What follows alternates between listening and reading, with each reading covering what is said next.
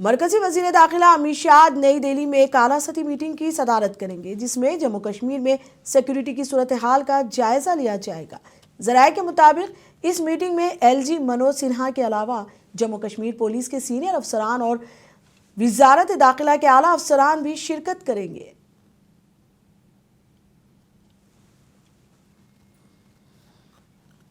BJP के कौमी सदर व मरकजी वजीर जेपी नड्डा आज से मगरबी बंगाल के 2 रोज़े दौरे पर होंगे। इस दौरे के मौके पर जेपी नड्डा बीजेपी के ज़िलाई सदूर और पार्टी के कायदीन से खिताब करेंगे और मगरबी बंगाल बीजेपी की रियासती कोर टीम के साथ भी मीटिंग करेंगे। इस मौके पर जेपी नड्डा रियासत में आइंदा असम्बली इंतखाबात के लिए पार्टी की तैयारियों पर पार्टी कायदीन से तबादला ख्याल करेंगे।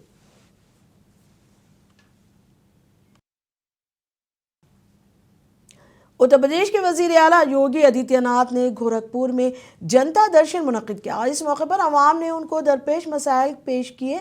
वजीर आला ने अवामी मसाइल की समाअत की, अवामी मसाइल को हल करने मुताल्लिक़ अहदेदारों को हिदायत दी।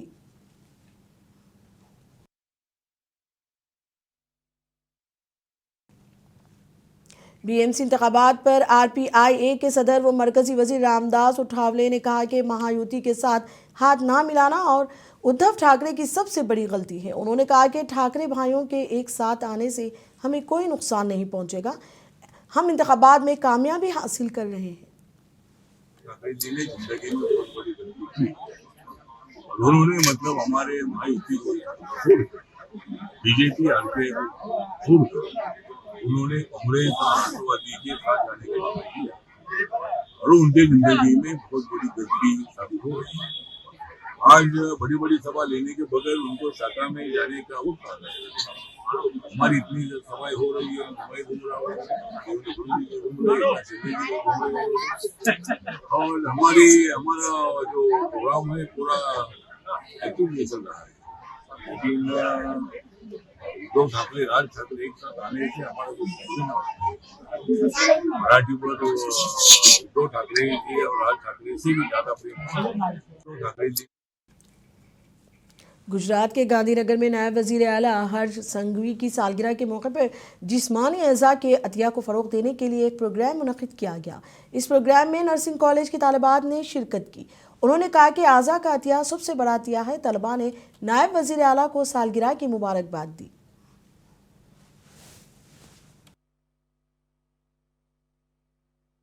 આવતીકાલે આપણા માનનીય ઉપમુખ્યમંત્રી શ્રી હર્ષભાઈ સંઘવીનો જન્મદિવસ છે।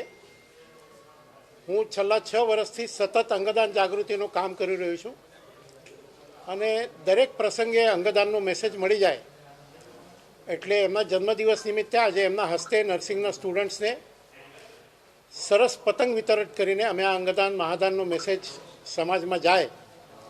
આજે પણ આપણે ત્યાં અનેક લોકો અંગોની પ્રતીક્ષામાં मौतने भेटे छे, अनेक लोग मौतनो इंतजार करे छे। अपना देश बांधवोनो मौतनो इंतजार समाप्त थाय एटला। दिल्ली में यौम जमहूरिया 2026 की तैयारियां जोरों शोर से जारी है। कर्तव्य पाथ पर परेड की रिहर्सल जारी है, जहां तीनों अफवाज के दस्ते, नीम फौजी दस्ते और मुख्तलिफ रियासतों के झांकियां रिहर्सल में मसरूफ है। रिहर्सल के लिए सिक्योरिटी के सख्त इंतजाम किए गए हैं।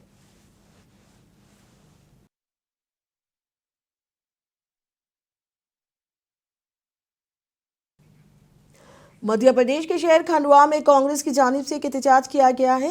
ये एहतजाज इंदौर में आलूदा पानी पीने से होने वाली अमवात के खिलाफ किया गया। कांग्रेस के कायदीन और कारकुनों ने हुकूमत पर शदीद लापरवाही का इल्जाम लगाया और जिम्मेदारों के खिलाफ फौरी कार्रवाई करने का मुतालबा किया।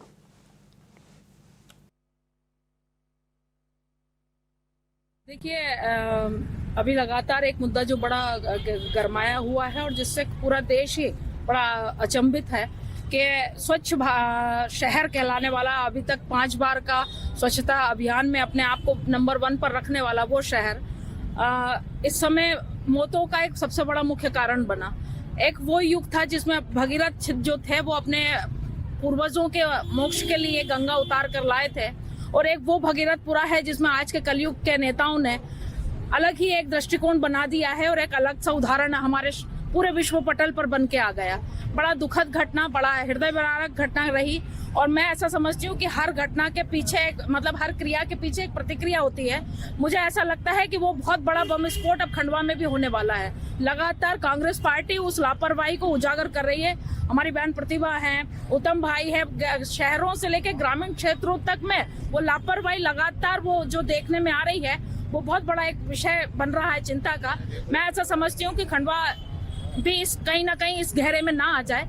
मैं चाहती हूँ कि जो भी इंदौर के लिए इस कार्रवाई के लिए जिम्मेदार है, वो नेता और कर्मचारी अधिकारी वो सब अपने आप को उसको जिम्मेदारी लें। आज खंडवा में हमारी महिला कांग्रेस और कांग्रेस परिवार के लोगों को बहुत बहुत धन्यवाद, जिन्होंने ये अहम काम किया और दिवंगत आत्मा की श्रद्धांजलि के लिए उन्होंने कैंडल मार्च निकाला।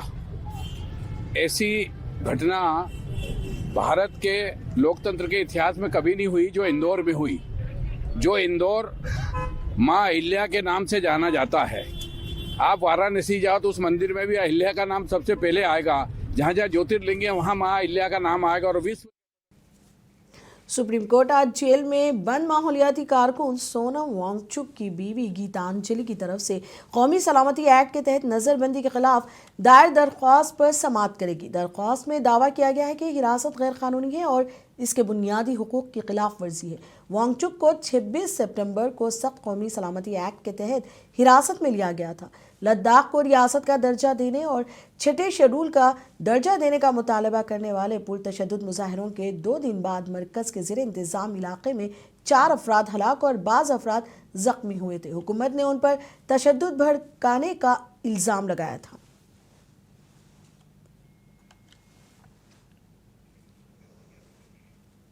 दिल्ली फसादात 2020 केस के मुल्जिम शिफाउर रहमान सुप्रीम कोर्ट से जमात के बाद घर पहुंच गए। अरकान खानदान और उनके करीबी रिश्तेदारों ने उनका इस्तकबाल किया। शिफाउर रहमान काफ़ी अरसे से अदालती हिरासत में थे। सुप्रीम कोर्ट के हुक्म के बाद उनकी रिहाई अमल में आई।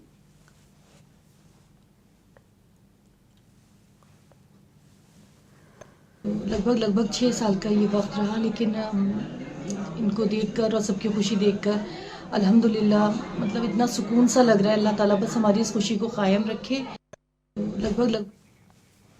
जम्मू कश्मीर के ज़िले कठुआ के जंगल में सिक्योरिटी फोर्सेस और दहशतगर्दों के दरमियान तसादुम के बाद एक बड़ा तलाशी ऑपरेशन जारी है। जम्मू कश्मीर पुलिस और दहशतगर्दों के दरमियान कल फायरिंग का तबादला हुआ था। सिक्योरिटी फोर्सेस इलाके की मुकम्मल निगरानी कर रही है। हसास इलाके को घेरे में ले लिया गया है।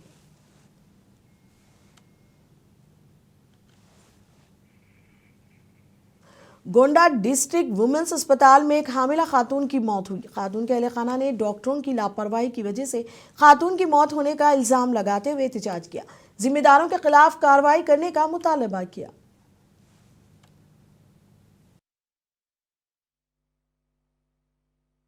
महिला अस्पताल में एक ऑपरेशन के बाद जो है उस महिला की मृत्यु हो गई है। बच्चा ठीक ठाक है, वो एसएनसीयू में भर्ती है। और इस मामले में जो है हमारी संवेदना है, हमें बहुत दुख है इस बात के लिए। इसके लिए हमने एक जांच कमेटी बैठाई है 3 सदस्यों की, जिसमें एडिशनल सीएमओ और वरिष्ठ महिला रोग विशेषज्ञ और बाल रोग विशेषज्ञ हैं। जांच के उपरांत जो भी दोषी पाया जाएगा उसके खिलाफ कार्रवाई होगी। ये सब जांच के बाद ही पता चल पाएगा कुछ। क्या परिजन बॉडी ले गए?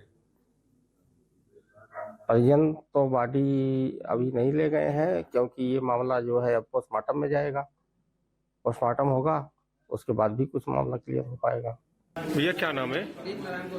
कहाँ आए हुए हैं आप? कब लेके आए थे? आज दोपहर 1 बजे। फिर क्या हुआ? दोपहर 1 बजे लाए, ये लोग जांच किए। पहले नर्स लोग तो बोले नॉर्मल हो जाएगा। नॉर्मल के वादे में हम 2 घंटा बैठे थे। उसके बाद फिर दोबारा जब जांच की तो बोले नॉर्मल नहीं, ऑपरेशन होगा। ऑपरेशन कराने बाहर हमें भेजे। वहाँ 1100 रुपये ऑपरेशन के लिए, वो एक्सरा का वहाँ से लेके आए हैं। उसके बाद ये ऑपरेशन रूम में ले गए। 4 बजे ऑपरेशन रूम में ले गए। ऑपरेशन होते होते मान लो कि लगभग 7 साढ़े 7 बज गया। लड़का बाहर आया, मतलब बच्चा हुआ था। ये बच्चा ऑपरेशन करने के बाद आई, बोली कि तुम्हारी बहन सीरियस है, उसको लेके लखनऊ जाना पड़ेगा। हम बोले भाई तो ठीक है, एम्बुलेंस हम बोले लखनऊ ले जा रहे हैं, तो यहाँ जहाँ नजदीकी है, आर्यन पांडे हो गए, ओएन पांडे हो गए, यहाँ ले जाएंगे। वो बोले हम अपनी एम्बुलेंस दूसरी बुला रहे हैं। उसमें कोई एक होती है LOC कौन सी एम्बुलेंस होती है जिसमें सारी सुविधाएं होती है, वो ये बोले। हम बोले भाई अगर इतना इमरजेंसी तो इसी में ले जाते हैं, इतने दिन में कुछ नहीं होगा। ये बोले नहीं, उसमें हम रिस्क नहीं ले सकते हैं। हम बोले तो यहाँ अगर कुछ होगा तो आपकी जिम्मेवारी है। मैं बोले हाँ ठीक है। अब यो 4 बजे ऑपरेशन रूम में ले गए, 7:30 बजे जो है ये अपनी एम्बुलेंस बुलाई। एम्बुलेंस बुलाने वहां से तुरंत इतना तेजी से बाहर, ना हमें रिफर कागज दिए ना कुछ दिए, मरीज बाहर के अपना ये लोग वहां से। हम बोले कि हाँ, चेहरा पूरा काला हो गया था, एकदम काला सा था। हम बोले भाई चेहरा क्यों काला है इनका, जैसे डिलीवरी हुआ खून जब 12 पॉइंट खून था। हम बोले चेहरा क्यों काला हुआ। लेके आए नीचे, इतने में हमारी भाभी वो जो बगल में थी वो देखी तो उसका मतलब सांस चल ही नहीं रहा। दिल्ली पुलिस की स्पेशल सेल ने कार्रवाई करते हुए राजेश भवानिया गैंग के अहम रुकन अंकित मान को हलाक कर दिया है। पुलिस के मुताबिक यह ऑपरेशन एक खुफिया इत्तला पर अंजाम दिया गया और मुलजिम मुकाबले में मारा गया। जराये के मुताबिक अंकित मान पर मुतादिद संगीन जराइम के इल्जामात थे।